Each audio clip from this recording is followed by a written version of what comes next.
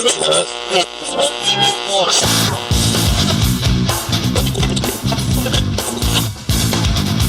BMD Podcast, anytime you want.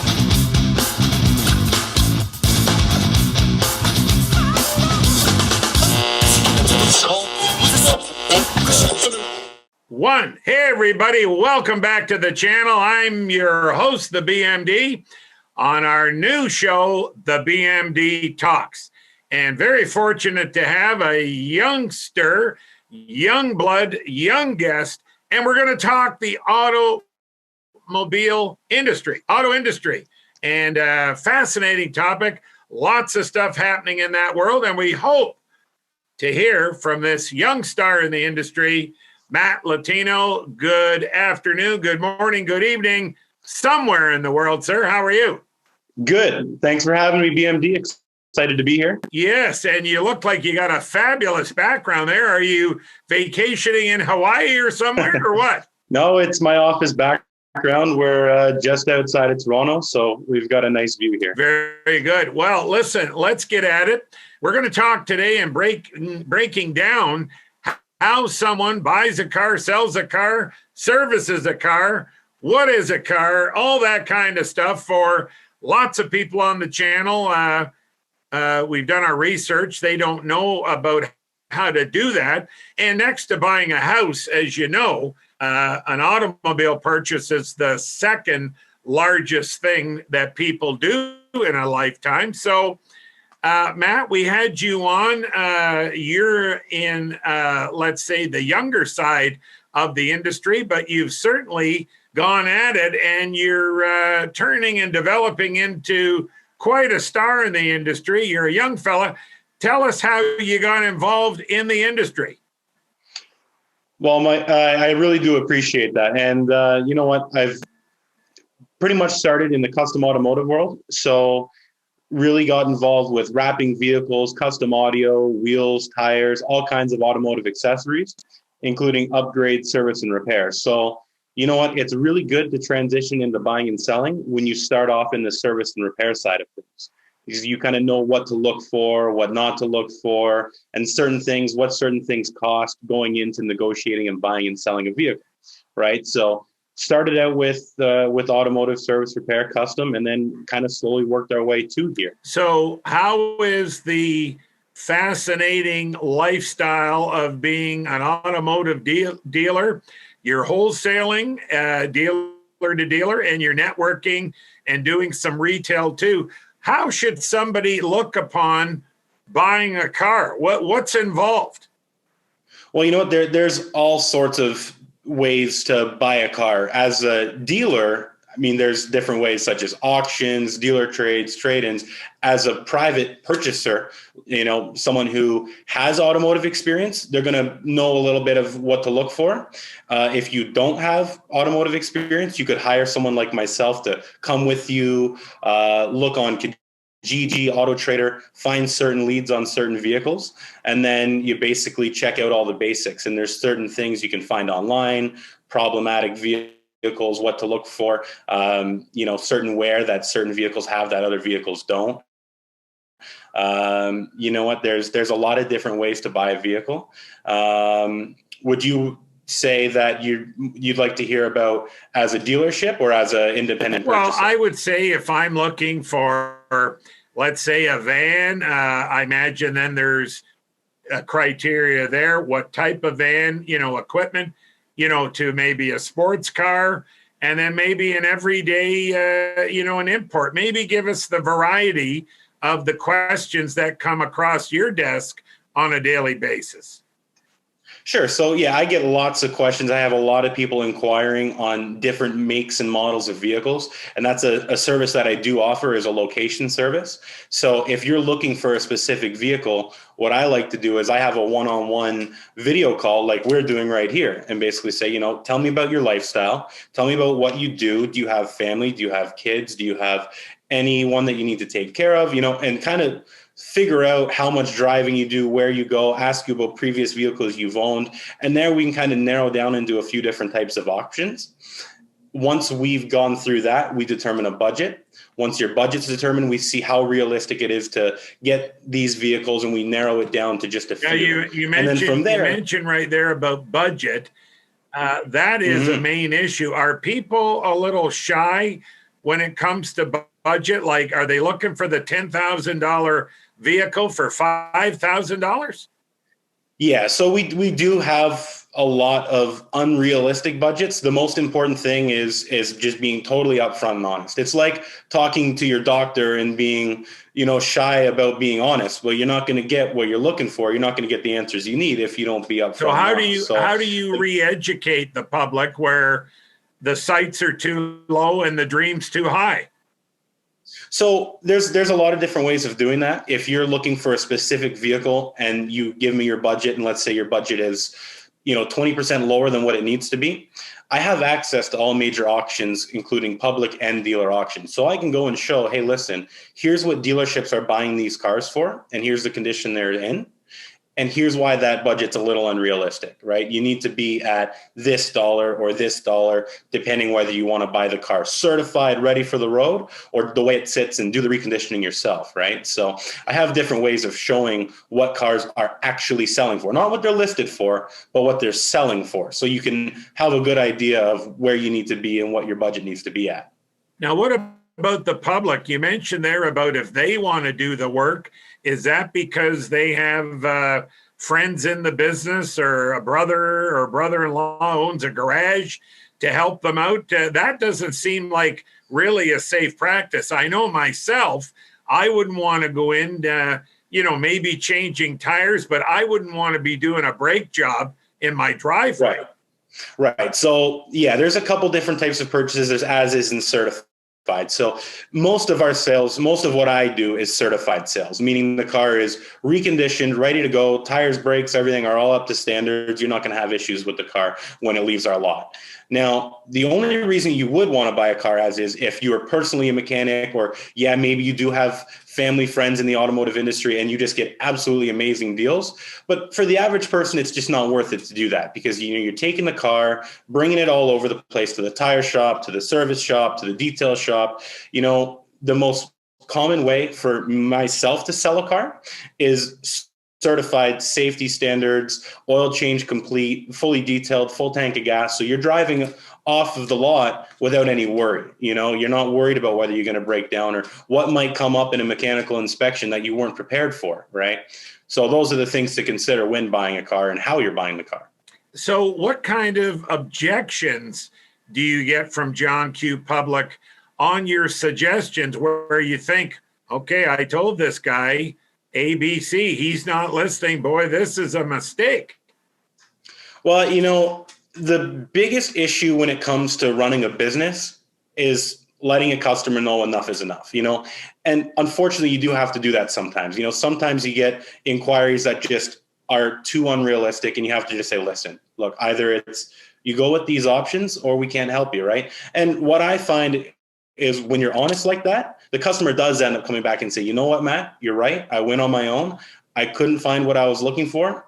Let's go back to the drawing board and let's figure out something realistic. And that's normally what happens, because, we do have that every once in a while. We do have a customer that comes in and is a little like, I want everything and I want it for 20% less than anything on the market. And, it's just not realistic, right? We'll make sure you get you a good value. 100%. I'm going to make sure your value is top tier, and value isn't all about pricing.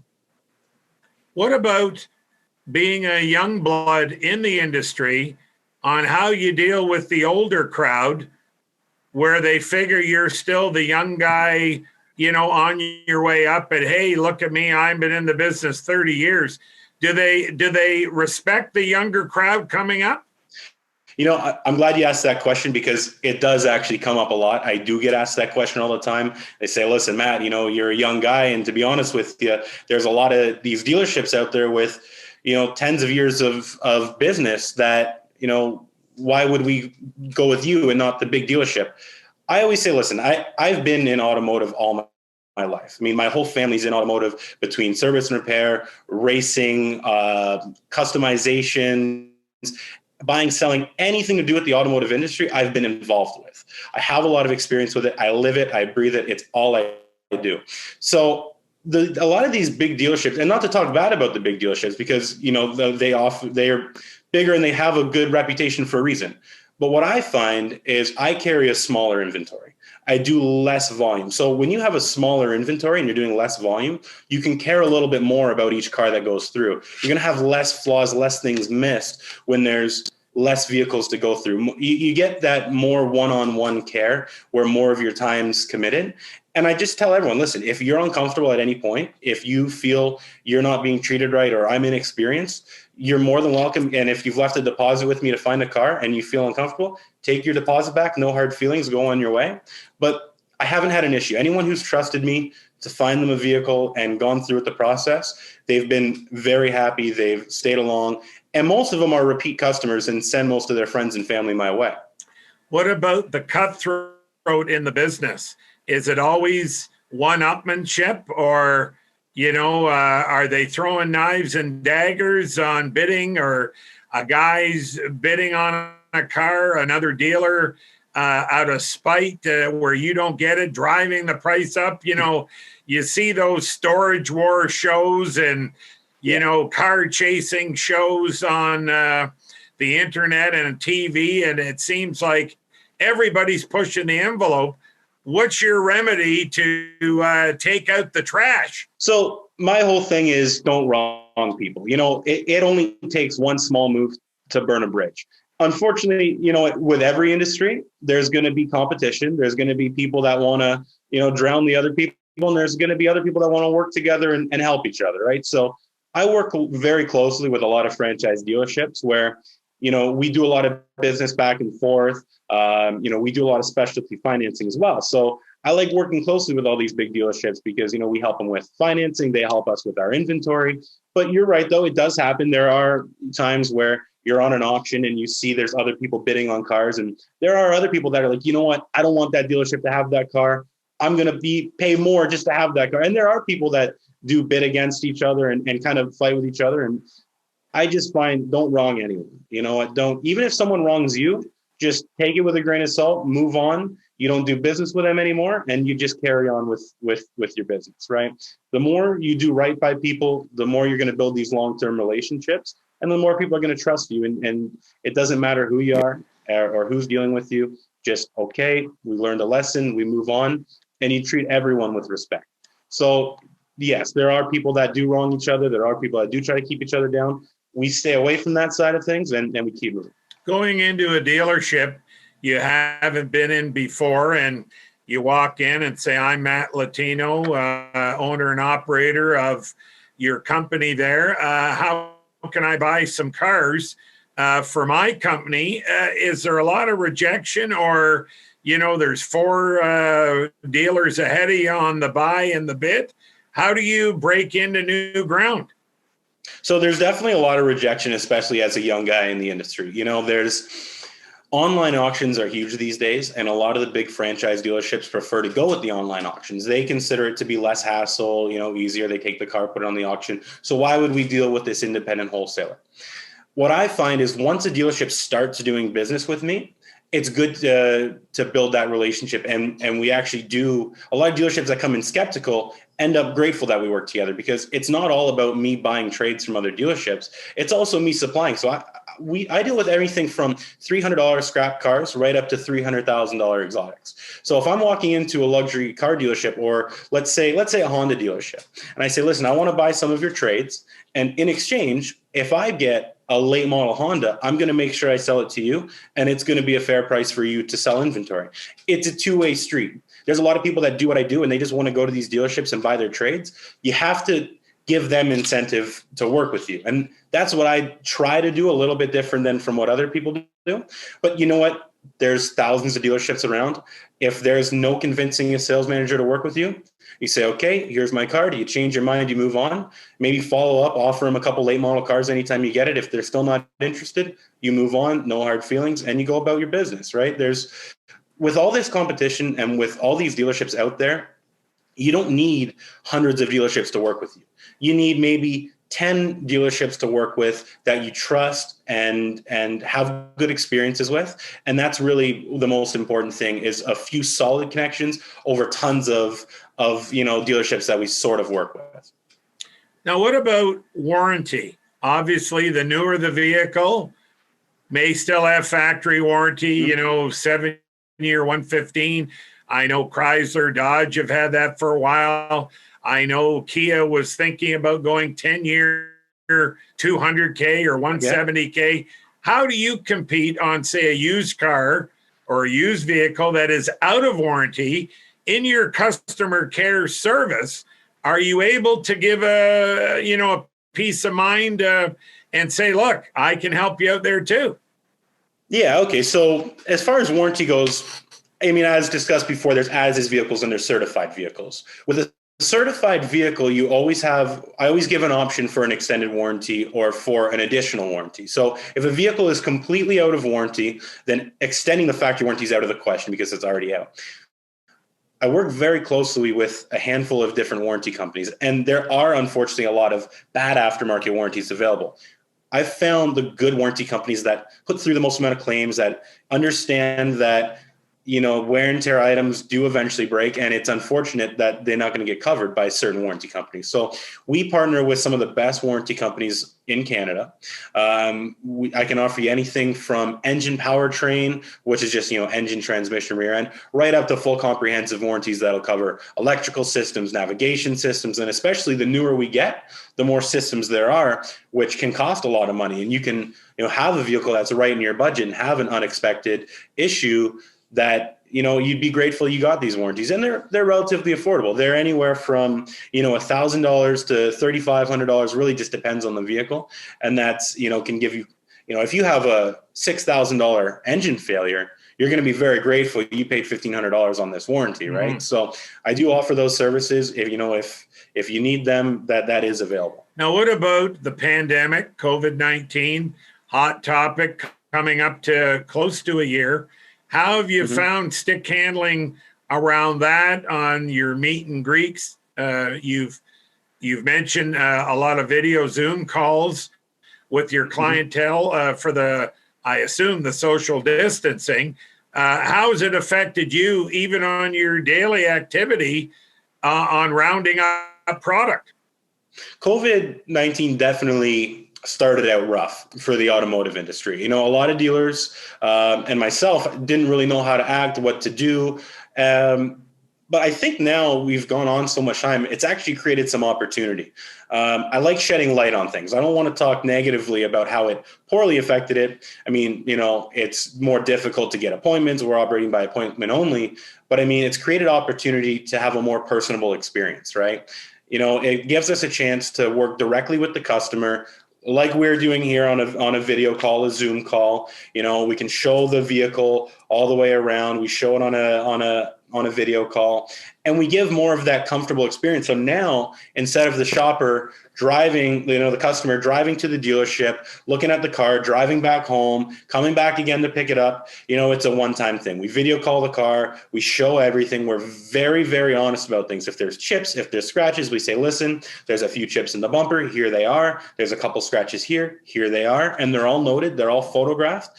And if you decide to buy a vehicle and the car shows up, we make sure you do a full inspection. We bring it right to your doorstep. If there's any issues or damages that weren't shown on the video call or on our website, we make sure it gets taken care of. It either gets repaired, you get your money back, you get, it gets resolved. So if anything, customers are actually starting to trust a little more, which is great because dealerships have always been kind of, the trust factor has always been a little, not sure, the dealership's out to get my money. But when you show, listen, we're all in this together. It's affecting all of us. It's affecting you. It's affecting me. People kind of understand that and they work with you a little more, and we work with them a little more. So it has definitely created opportunity to work more closely with the customer. So yes, it's slowed down a little bit, but for someone like myself who's involved with all ends of the automotive industry, not just selling, right? It's created more time to, do other things, work with service and repair, work with the long-term projects, and especially being with family, actually. The dealer industry can be quite stressful. So, you know what? We're with family more. And that's I think if anything, that's taken a little bit of stress off us. So, everyone reacts differently. That's my take on it. That's how I feel. And, I think we're going to get past it. And I think a lot of people are going to learn a lot from it. When you're talking about offering warranties, offering tires, offering tune-ups and the care, are you doing a lot of after-sales servicing too? Yeah. So you know what? So a lot of people trust my automotive knowledge when it comes to their vehicles. So no matter what area you're in, so I've partnered with many different trusted automotive shops throughout the GTA. It took a lot of trial and error to find the right ones and the right shops, but I've built up good relationships with, for example, we have a couple shops in North York. We have a shop in Burlington. We have another one in Whitby, another one in Scarborough. So we have shops all throughout the GTA that we work with, that we trust. So if a customer said, even if it's something like, winter tires or an oil change, I can say, you know what? Go over to this shop right here. They're going to take care of you. They're going to give you the best pricing, the best value. They're not going to give you the runaround. And so we work with a lot of customers that way as well, where, you don't have to come back to, directly to me. It's going to be whatever's most convenient for you. So, service and repair, customizations, even if you want to put a nice set of rims and tires on your car, we've got the places to send you to have that done properly. What about after sales service? You touched on that a little bit, and I want to expand that comment on new product info with the world of hydro cars, mix, hydro gas, flex fuel. How do you keep your edge up and stay, active in the game, stay sharp? Well, you know what? It takes a lot of learning. We like to learn on our own cars too. And we like to figure out what works and what doesn't work, right? So there's lots of new technology coming out. And with that being said, you have to really be sharp and study the new technology and know how it all works, because, a lot of the old school mechanic shops that don't really want to get with the times, they might have a lot of trouble. You might find an older shop that'll charge you, let's say $80 an hour when the dealership's $150 an hour. We say, okay, we're going to go with these guys because they're more affordable. But if they don't know the product, they might spend 5 hours doing this job at $80 an hour, when the person who does know the product might spend 2 hours at twice the rate, but they're going to know what it is and take care of it. So I like to work with a lot of the shops that are good with the technology. So I have shops that have all the latest and greatest technology. They constantly update their products. These are the guys that we work with. We like to keep an eye, if you've got an older late model car or a classic car, whatever, sure, we've got the best classic car mechanics you can find. If you've got a higher end, an Audi, a Bentley, a Rolls Royce, whatever it might be, we have shops that specialize in that too. And they keep up to date on their training. They have people come in, train them the latest, give them the latest technology and diagnostic tools. So, whatever the vehicle is, we've got you covered. I'm feeling young blood Matt Latino is offering a one-stop shopping service. Is that offend anybody? Some of the old cronies that have trouble getting out of a chair and they can't dance around how quick you are and efficient you are? Well, you know what?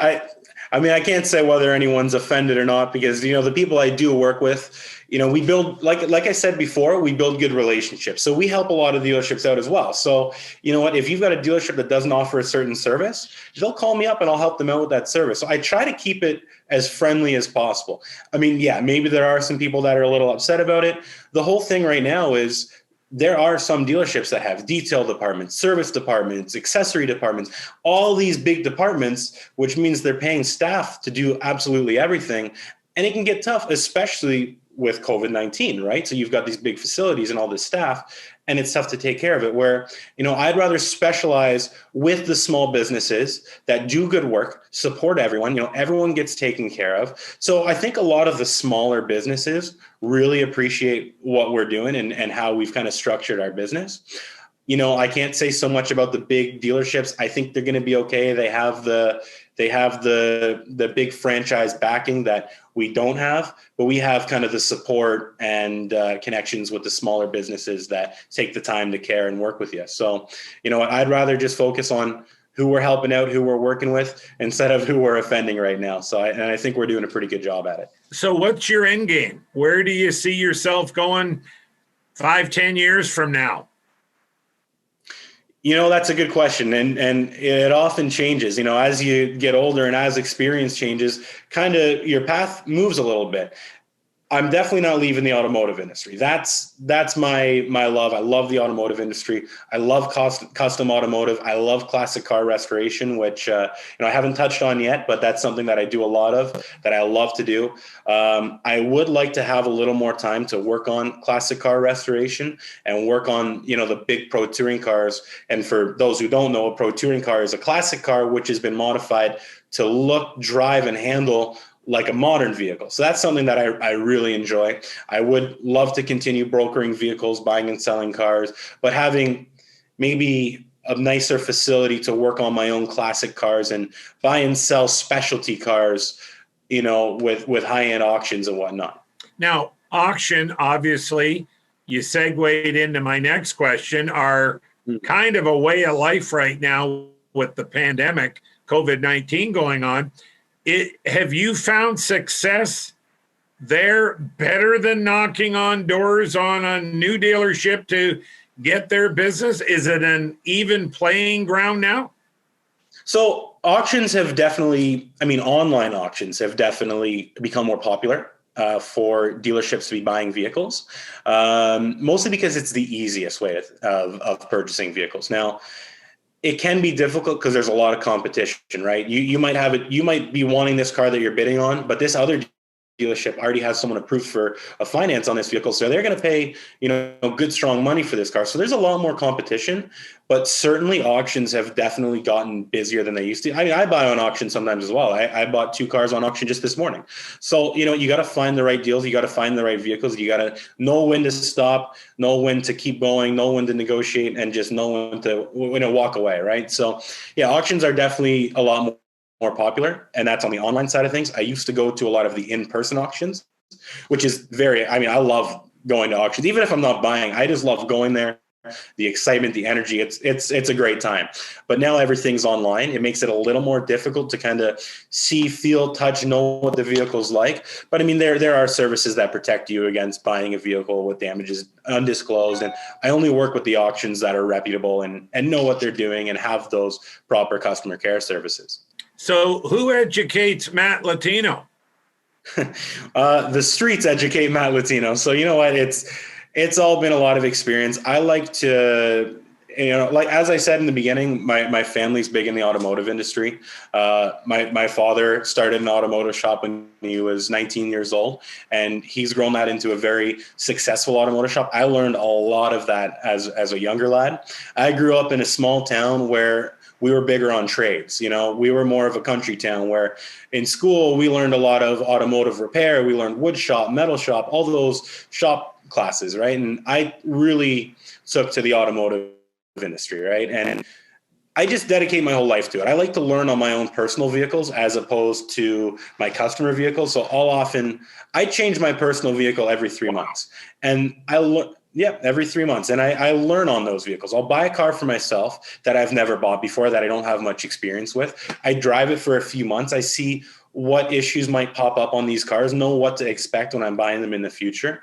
And when I go to sell that vehicle, I can stand behind it. I say, I drove this car. I had it for 3 months. I know that it's I'm up to date for service and repair.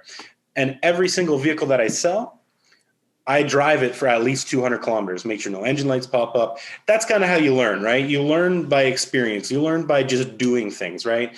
There's a lot of people that will buy and sell a car and not even sit in it, not even drive it. How can you learn? How can you educate the customer or yourself when you don't have the experience and you're not right there in the front seat?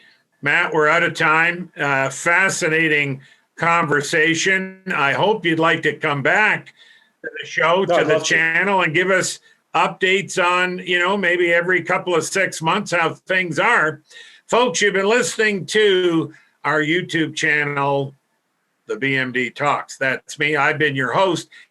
And we've had Youngblood, Matt Latino, who is becoming a star in the automotive industry. Matt, thanks for joining us. And how can people connect with you if they want to take this further? Well, you know what? There's a couple different ways. Instagram's a big one. I post a lot of my vehicles and services on my Instagram stories and in my posts. It's Matt, Matt.Latino. Also, I'm comfortable giving my cell phone number out to anyone, 905-718-1069. That's my direct line. You can call me, text me anytime. So those are the two best ways to come in contact with me. Well, that's been great. Great show. Great talking to you. I feel your fire and your spice in the industry. That's what excites me about the younger crowd. That's for sure. Listen, if you folks have been happy, what you've heard, what you've seen, tell a friend. See you next time. Thanks for having me.